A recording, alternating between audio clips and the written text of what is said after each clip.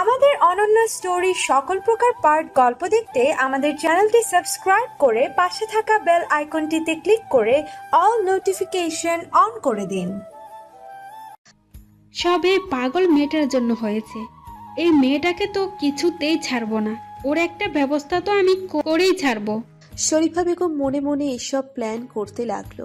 এদিকে এতক্ষণ ধরে আবিরের সব কথা আয়াত অপর থেকে শুনেছে। ওর বিশ্বাসই হচ্ছে না যে ওর মা সত্যিই এরকম।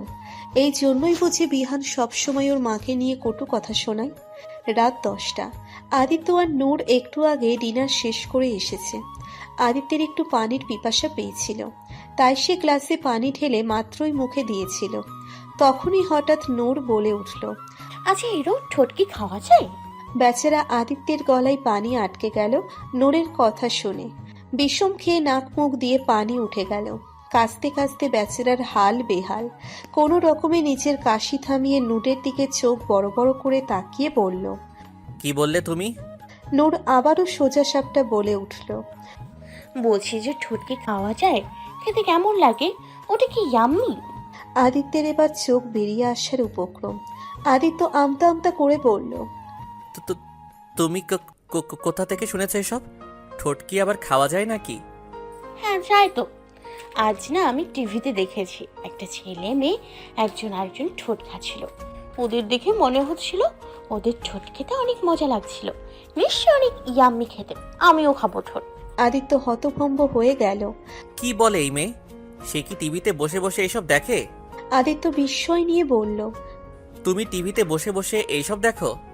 হ্যাঁ দেখি তো, তাতে কি হয়েছে? তাতে অনেক কিছু হয়েছে। ওইসব পচা জিনিস, ওগুলো দেখতে হয় না। খবরদার আর দেখবে না ওসব। কেন কেন কেন দেখবো না? পচার কি হলো এখানে? ওরা তো অনেক পরিষ্কার পরিচ্ছন্ন ছিল, একদম পচা ছিল না। আমি তো দেখবই। আর এখন আমি ঠোঁট খাবো। আচ্ছা আমি তোমার ঠোঁট খাই কেমন?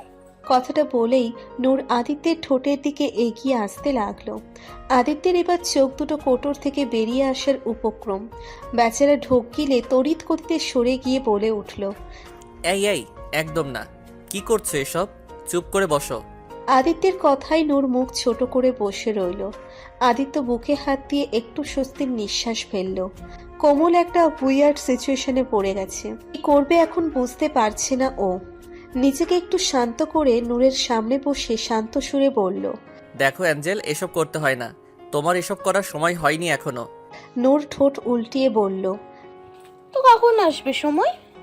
সেটা তো জানি না, তবে যখন আসবে তখন তুমি নিজেই বুঝতে পারবে। নূর হালকা অভিমানী সুরে বলে উঠল, আমি জানি তুমি এমনি বলছো এসব, আমাকে ঠোঁট খেতে দিবে না তো, তাই এসব বলছো। আমি বুঝি না আমি বুঝি না। আমি সবই বুঝি, আমি অনেক ইন্টেলিজেন্ট। ঠিক আছে, তুমি তোমার ঠোঁট খেতে না দিলে দুনিয়াতে কি তোমার একারই ঠোঁট আছে? আর কারণেই বুঝি আমি অন্য কারোর ঠোঁট খাবো। কথাটা শোনার সাথে সাথে আদিত্যের মাথায় আগুন জ্বলে উঠল। আদিত্য রাগে এই মুহূর্তে ও নূরের মানসিক অবস্থার কথা ভুলে গিয়ে জোরে ধমক দিয়ে বলল, শাট আপ ইডিয়ট! কি আবল তাবল কথা বলছো এসব? আর কখনো এই কথা বললে ধরে একটা আছাড় মেরে দেব। আদিত্যের ধমক শুনে নূর ঠোঁট ফুলিয়ে ন্যাকা কান্না শুরু করে দিল। কাঁদতে কাঁদতে বলতে লাগলো, হ্যাঁ আমাকে বকা দেয়, পচা একটা পচা হিরো। একে তো ঠোঁট খেতে দিল না, আবার আমাকে বকাও দেয়। পচা পচা পচা। তোমার সাথে কথা নেই, কাটটি। নূর অভিমান করে বেড থেকে উঠে সোফায় গিয়ে বসলো। আদিত্য চোখ বন্ধ নিজের রাগকে কন্ট্রোল করে নিল। ও তো ভুলেই গিয়েছিল যে নূর কতটা অবুঝ। এভাবে ওর ওপর রাগ করাটা ঠিক হয়নি। আদিত্য চোখ খুলে নূরের দিকে তাকালো। নূর সোফায় বসে নাক টেনে টেনে গাল ফুলিয়ে অভিমান করে অন্যদিকে তাকিয়ে আছে। রাগের মাথায় নূরকে ধমক দিয়ে এখন নিজেরই আফসোস লাগছে আদিত্যের। ইস, অ্যাঞ্জেলটাকে কিভাবে বকা দিলাম! পরিটা আমার কেমন অভিমান করে আছে। এখন এই মান ভাঙাতে না জানি কত মেহনত করতে হয়। আদিত্য আস্তে উঠে গিয়ে নূরের পাশে বসলো।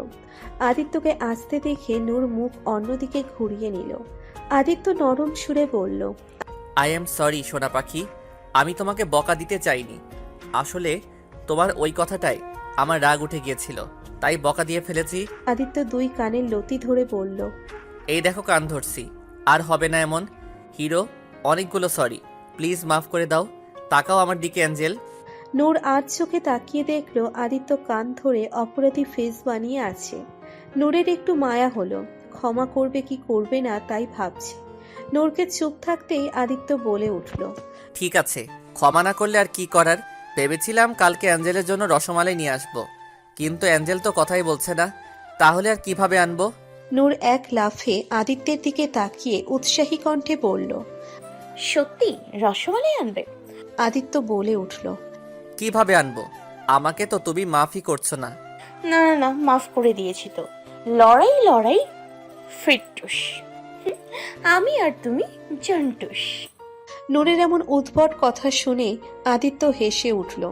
নূরও সাথে হেসে উঠল। আদিত্য নূরকে বুকের মাঝে জড়িয়ে নিল। নূরও বিড়াল ছানার মতো আদিত্যের বুকের সাথে মিশে রইল। এরই মধ্যে আরো 1 সপ্তাহ পার হয়ে গেছে। আবির সেদিন ওর মায়ের সাথে রাগারাগি করে আদিত্যের বাসায় চলে এসেছে। সেদিন থেকে আবির এই বাসায় আছে। আদিত্য 2-1 বার জিজ্ঞেস করেছিল বাসায় সব ঠিক আছে কিনা। আবির বলেছে সব ঠিক আছে, ভাবি দলের সাথে সময় কাটাতে ভালো লাগে, তাই এখানে থাকে। আদিত্য আর মাথা ঘামায়নি। আর নূরও আবিরের সাথে অনেক হাসি খুশি থাকে। দুজন যে একই প্রকৃতিকে লোক, তাই তো তাদের জমে ভালো। দুজন সারাদিন নানান রকমের নতুন নতুন দুষ্টুমি করে বেড়ায়। আবির নূরের সাথে আড্ডা দেওয়ার সাথে সাথে নীলার পিছনেও লেগে থাকে। নীলার সাথে খুনসুটি করে ওকে মানানোর নানান তালবাহানা করে। নীলা এখন আর চেয়েও আবিরকে অ্যাভয়েড করতে পারে না। নীলা উপরে উপরে রাগ দেখালেও ভিতরে ভিতরে ঠিকই আবিরের প্রতি টান অনুভব করছে। সেদিন আয়াত বাসায় এসে নীলার সাথে কথা বলছিল। নীলার পাশে বসে শান্ত সুরে বলছিল, দেখো নীলা, আমি জানি আমার মা তোমার সাথে খারাপ ব্যবহার করেছে, তার জন্য আমি অনেক দুঃখিত। তাই বলে তুমি মায়ের শাস্তি ভাইয়াকে দেবে, এটা কি ঠিক বলো? তুমি জানো সেদিন ভাইয়া তোমাকে নিয়ে মায়ের সাথে অনেক প্রতিবাদ করেছে আর বলেছে বিয়ে করলে সে তোমাকেই করবে আর কাউকে না। আমি জানি তুমি হয়তো ভাইয়াকে ভরসা করতে পারছো না, ভাইয়াকে হয়তো তোমার ক্যারেক্টারলেস মনে হয়। ভাইয়ার যে ইমেজ, তাতে তোমার তাকে ভরসা না করাটাই স্বাভাবিক। তবে একটা কথা আজ বলতে চাই তোমাকে। তুমি হয়তো ভাববে আমি বোন বলে ভাইয়ার তরফদারি করছি, কিন্তু আমি সত্যি বলছি, ভাইয়া যেমনটা সবার সামনে নিজেকে প্রেজেন্ট করে, আসলে ও তেমনটা না। ওর আসলে সবার সামনে নিজেকে প্লে বয়, ক্যাশ নোভা ভাব দেখাতে পছন্দ করে। তবে ও যতই মাস্তি মজা করুক না, কিন্তু ও আজ পর্যন্ত কোনো মেয়ের সাথে সিরিয়াস রিলেশনশিপে যায়নি। হ্যাঁ, মেয়েদের সাথে ফ্ল্যাট করে, মাস্তি করে, তবে এগুলো শুধুই ফানের জন্য করে। তুমি হয়তো ভাববে আমি কিভাবে জানবো, আসলে আমি আর ভাইয়া নিজেদের ভেতরে অনেক ফ্রি। আমি ভাইয়ার সব কিছু জানি আর ওর মনের কথা বুঝতে পারি। তাই তো ভাইয়া যে তোমাকে সত্যি সত্যি ভালোবেসে ফেলেছে সেটা আমি উপলব্ধি করেছি। কারণ কাউকে ভালোবেসে না পাবার কষ্টটা আমার চেয়ে ভালো আর কেউই বুঝবে না। তাই তোমাকে বলছি, তুমি প্লিজ ভাইয়াকে একটা চান্স দিয়ে দেখো, আশা করি তুমি পস্তাবে না। নীলা সেদিন শুধু আয়াতের কথাগুলো শুনেছিল, প্রত্যুত্তরে কিছুই বলেনি। তবে সেদিনের পর থেকে আবিরের প্রতি ওর একটা অন্যরকম অনুভূতি তৈরি হয়েছে। ড্রয়িং রুমে বসে সবাই আড্ডা দিচ্ছিল। তখনই একটু পরে ওখানে আয়াত এসে উপস্থিত হলো। বিহানও ওখানেই ছিল, তবে একটা বারের জন্য আয়াতের দিকে তাকালো না। আয়াতের সাথে ছিল ওর এক ছেলে ফ্রেন্ড। আয়াতকে দেখে আদিত্য হাসি মুখে বলল, আরে আয়ু, কেমন আছিস? আর এই ছেলেটাকে চিনলাম না তো। আয়াত আর চোখে বিহানের দিকে তাকিয়ে হাসি মুখে বিহানকে শুনিয়ে শুনিয়ে বলল, ভাইয়া, ও হলো রিয়াদ, আমার বেস্ট ফ্রেন্ড। ও না অনেক ভালো, আমার অনেক খেয়াল রাখে, আমাকে সবসময় হেল্প করে। ও আচ্ছা, আয় বস তোরা। আয়াত ছেলেটাকে নিয়ে বিহানের পাশাপাশি সোফায় গিয়ে বসলো আর বিহানকে শুনিয়ে শুনিয়ে রিয়াদের সাথে হাসাহাসি করে কথা বলতে লাগলো। আসলে আয়াত বিহানকে জেলাস করার জন্যই রিয়াদকে নিয়ে এসেছে। মনে মনে ভাবছে আজ তো সে বিহানকে জ্বলিয়ে কয়লা করে ছাড়বে। তবে বেচারি আয়াতের প্ল্যান সফল হওয়ার কোনো লক্ষণ দেখছে না। বিহান তো একবারের জন্য ওর দিকে তাকাচ্ছেও না। হতে পারে ভেতরে ভেতরে রাখছে, তাই তাকাচ্ছে না। কথাটা ভেবে নিজে নিজেই খুশি হতে লাগলো আয়াত। কিছুক্ষণ এভাবেই চলার পর বিহান হঠাৎ উঠে দাঁড়িয়ে বাইরের দিকে চলে গেল। আয়াত ভাবলো হয়তো বিহান জেলাস হয়ে এখান থেকে চলে গেছে। এটা ভেবে আয়াত মনে মনে খুশি হয়ে ধীরে ধীরে উঠে দাঁড়িয়ে বাইরের দিকে গেল। আয়াত বাইরে এসে দেখলো বিহান ফোনে কথা বলছে। আয়াত বিহানের পাশে গিয়ে দাঁড়ালো। বিহান কথা শেষ করে ঘুরতে নিলেই আয়াতকে দেখে ভ্রু কুচকে বলল, কি হইল? আপনি এখানে কেলা? এমনি আমার মন চেয়েছে তাই। কেন, আমি কি এখানে আসতে পারি না? কেন পারবেন না? এইটা আপনার ভাইয়ের বাসা। আপনি যেখানে খুশি সেইখানে যাইবার পারেন। কথাটা বলেই বিহান চলে যেতে নিলে আয়াত বলে, আবির, আচ্ছা শুনুন, রিয়াজ সত্যি অনেক ভালো তাই না? আমার কত কেয়ার করে, সত্যি ওর মতো ছেলে হয় না। আমার তো মনে হয় ও হয়তো মনে মনে আমাকে ভালোও বাসে, তবে বলতে পারে না। আপনার কি মনে হয়? বিহান আয়াতের দিকে ঘুরে বলে উঠল, একেবারে ঠিক কইছেন, আমারও তাই মনে হয়। তাইলে কবে খাইবার পরুন? আয়াত থতমত খেয়ে বলল, কি খাবেন? আরে আপনার আর আপনার ওই কেয়ারিং আবালের বিয়ার দাওয়াত আর কি। হাসা কইতাছি, মেলা দিন হইল কবজি ডুবাইয়া বিয়ের দাওয়াত খাই না। জলদি জলদি শাদির আয়োজন কইরা হালান, আমিও হালা মন বইরা খাইবার পারুন। চিন্তা কইরেন না, ফ্রি ফ্রি দাওয়াত খাইতাম না, একখান কাইল্লা ছাতা গিফট করুম নে। এরপর ছাতার নিচে আপনারা দুজন গান গাইয়েন, প্যার হুয়া ইকরার হুয়া। চাইলে ফ্রিতে নাগিন ডান্সও দেখাই দিবনি। আমার যে কি খুশি লাগতাছে মাইরি। আমি এখন যাই বিয়ের লেখা। নতুন জামা কাপড় তো বানাইতে দিতে হইব তাই না? এক নাগারে কথাগুলো বলে অতি উৎসাহ নিয়ে চলে গেল বিহান। আর বেচারি আয়াত ওখানেই হাঁ করে দাঁড়িয়ে রইল।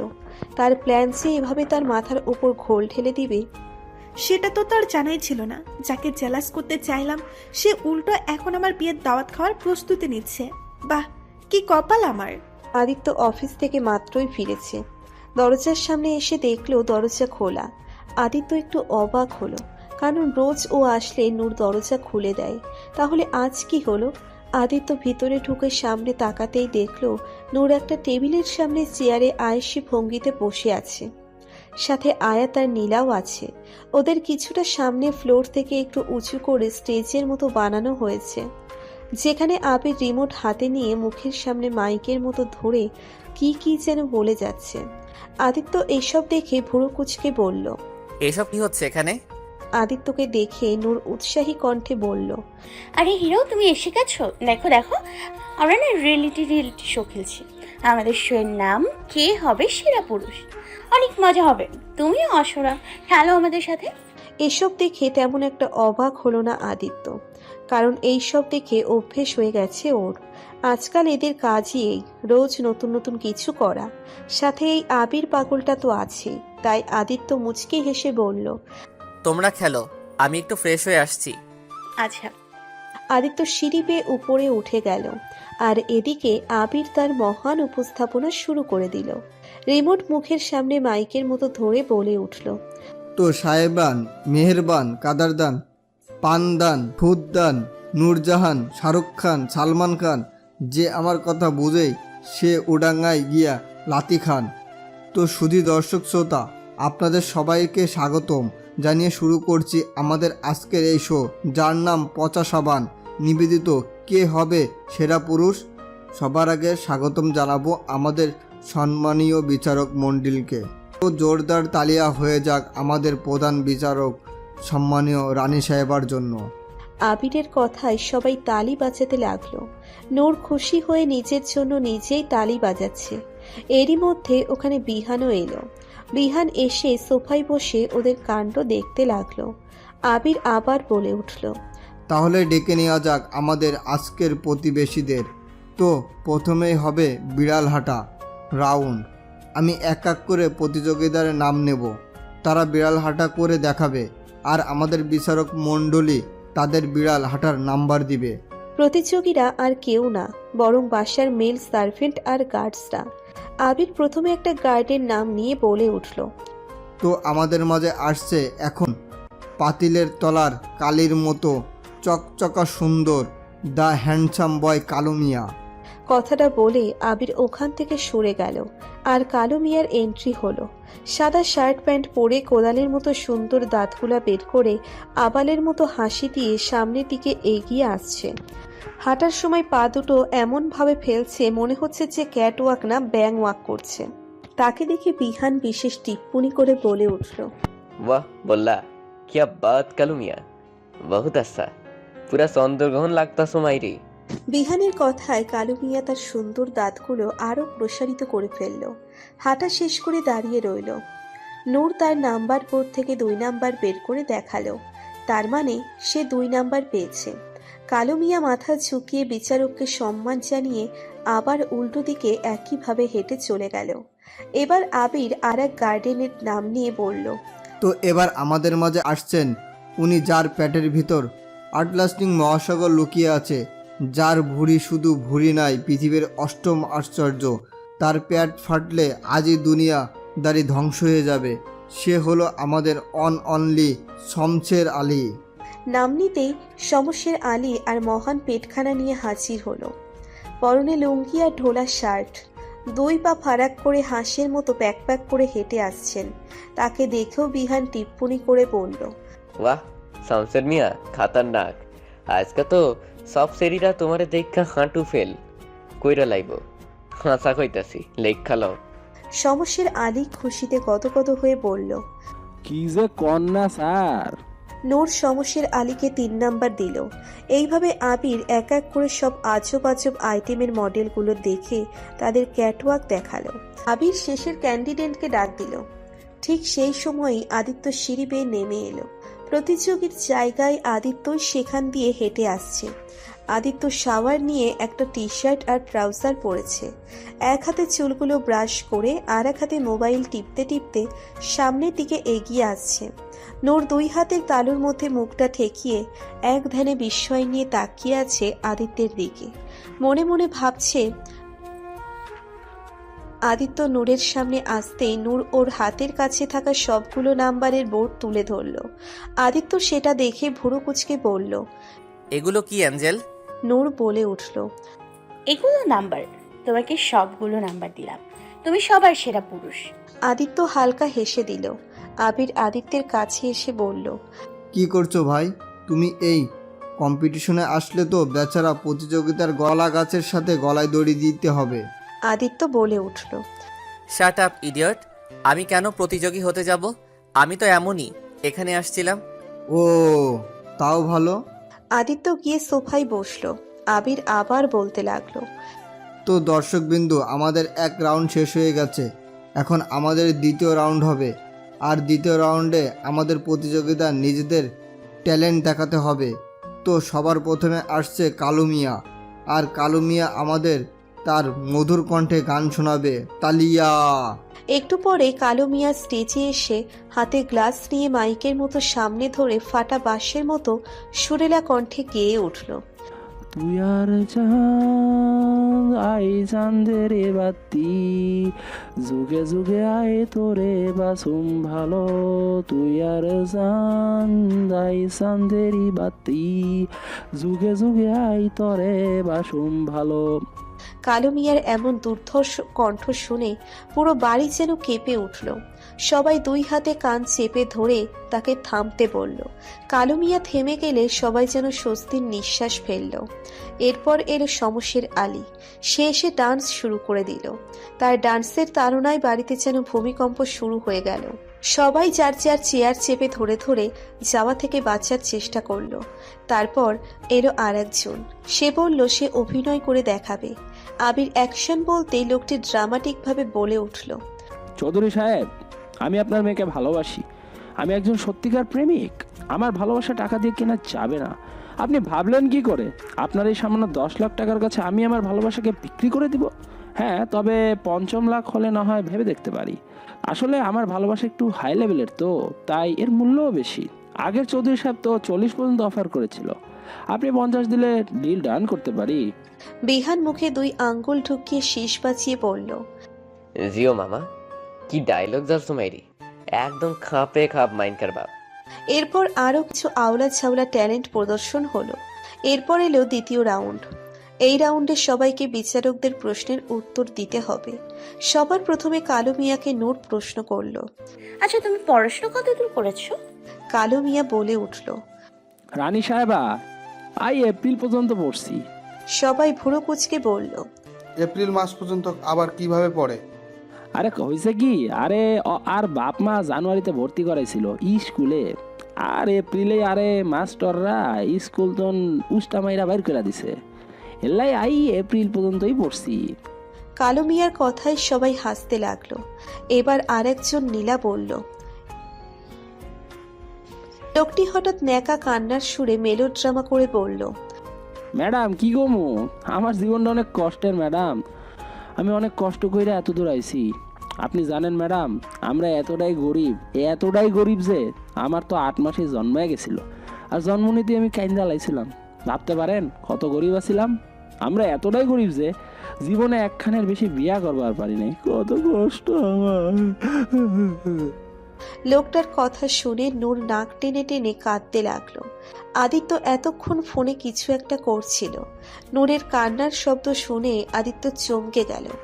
আদিত্য দ্রুত নূরের কাছে গিয়ে নূরের মুখটা ধরে চিন্তিত সুরে বলল, হে অ্যাঞ্জেল, কি হয়েছে তোমার? কাঁদছো কেন? নূর আদিত্যের দিকে ঝুঁকে গিয়ে ফিসফিস করে বলল,